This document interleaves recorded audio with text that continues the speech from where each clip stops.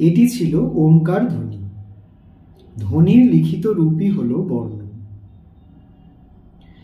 আমরা প্রত্যেকেই জানি যে স্বরবর্ণ এবং ব্যঞ্জন বর্ণ মিলিয়ে মোট 51টি বর্ণ রয়েছে, যা দিয়ে আমাদের এই বর্ণমালা গঠিত।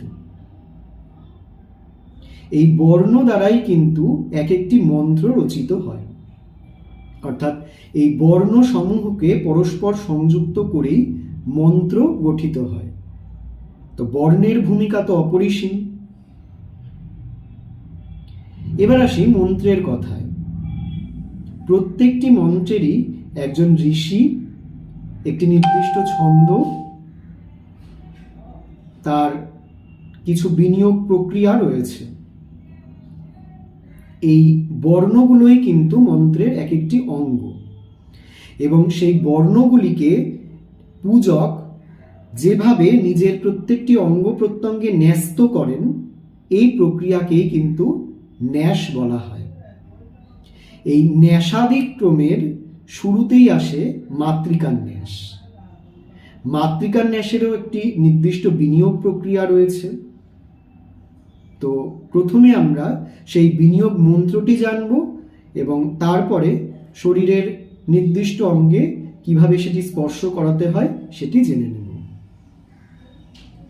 তার জন্য এই তত্ত্বমুদ্রায় ফুল ধারণ করে শরীরের এক একটি অঙ্গ প্রত্যঙ্গে ন্যাস করতে হবে। তো সেই বিনিয়োগ মন্ত্রটি কি? ওম অস্য মাতৃকা মন্ত্রস্য ব্রহ্মোড়িশীর গায়ত্রী ছন্দ্য মাতৃকা সরস্বতী দেবতা হলো বীজানি স্বরাশক্তয় মাতৃকান্যাসে বিনিয়োগা। আরো একবার বলছি, ওম অস্য মাতৃকা মন্ত্রস্য ব্রহ্মোড়িশীর গায়ত্রী ছন্দ্য মাতৃকা সরস্বতী দেবতা হলো বীজানি স্বরাশক্তয় মাতৃকান্যাসে বিনিয়োগা।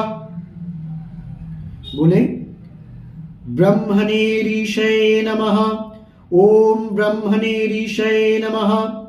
ওম গায়ত্রী ছন্দসে নমঃ। ওম মাতৃকা সরস্বত্যৈ দেবতাयै নমঃ। ওম হলভ্যো বীজেভ্যো নমঃ। ওম ষড়ভ্যো শক্তিভ্যো নমঃ। ওম অব্যক্তকীলকায় নমঃ। অর্থাৎ ব্রহ্মণে ঋষয়ে নমঃ বলে মস্তকে, গায়ত্রী ছন্দসে নমঃ বলে মুখে, মাতৃকা সরস্বত্যৈ দেবতাयै নমঃ বলে হৃদয়ে হৃৎপদ্মে, হলভ্যো বীজেভ্যো নমঃ বলে মূলাধারে, অর্থাৎ আমাদের সুষুম্না কাণ্ডটি যেখানে শেষ হচ্ছে সেখানে স্পর্শ করাতে হবে, ষড়ভ্যো শক্তিভ্যো নমঃ বলে দুই পদে, এবং অব্যক্ত কীলকায় নমঃ বলে সর্বাঙ্গে স্পর্শ করাতে হবে। এই পুরো প্রক্রিয়াটির নাম হলো মাতৃকান্যাস। নমস্কার।